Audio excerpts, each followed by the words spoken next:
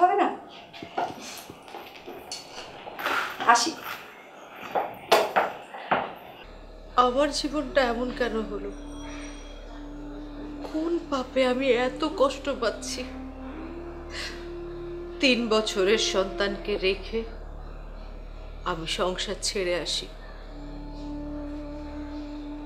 নিজের ভাইয়ের ছেলেকে আমি বুকে টেনে নিয়েছি, নিজের মেয়ের কষ্ট ভুলে থেকেছি এই ছেলেকে নিয়ে।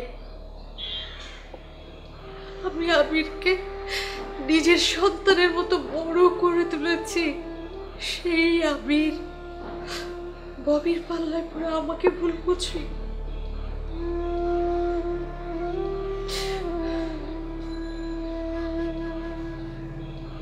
মা,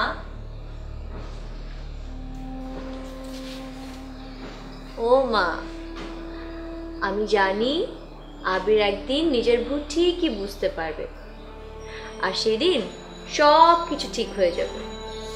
তুমি দেখে নিও। আর কি ঠিক হবে মা?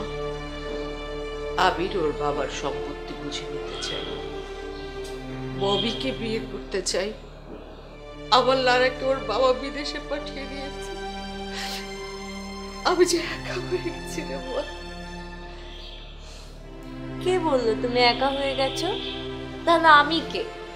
আমি তো আছি। তাই নাকি? তুই এরই মধ্যে হিউম্যান রাইটস নিয়ে কাজ শুরু করেছিস? জি দাদাজান, কাজটা খণ্ডকালীন, এটার পাশাপাশি পড়াশোনা চালিয়ে যাচ্ছি, আর ব্যারিস্টারির জন্য যা যা খোঁজ খবর নেয় ওগুলো নিচ্ছি। Good good. তো পাশাপাশি বিয়ের জন্য একটা বর দেখারও চেষ্টা কর। দাদাজান, উকিল ব্যারিস্টাররা বিয়ে করে না? বিয়ের চিন্তা এখনই না, কখন? ব্যারিস্টারিটাকে শেষ করি তারপর। LLM পাস করলি, ইউনিভার্সিটি পাস করলি, তখন বললি যে আগে ব্যারিস্টারিটা শেষ করি তারপরে বিয়ে করবো। ব্যারিস্টারি শেষ করে তখন বললি যে আগে ক্যারিয়ারটা সোজা করি তারপরে বিয়ে করবো। তারপর ক্যারিয়ার যখন সোজা করবি তখন তো তুই বেকা হয়ে যাবি রে। দাদাজান, তখন কিন্তু আমাকে ছাড়া আর পাত্র পাবি না। না পেলে না পাবো, তুমি তো ওয়েটিং লিস্টে আছোই। বেঁচে থাকলে এই ওয়েটিং লিস্ট নিয়েই বাকি জীবন কাটাতে হবে। আমার কিন্তু আপত্তি নেই। দাদাজান, তুমি ওষুধপত্র ঠিকঠাক মতো খাও তো? না খেলে কার কি? নাইলে আমার ওয়েটিং লিস্টের বরটাকে যে আমি হারিয়ে ফেলবো।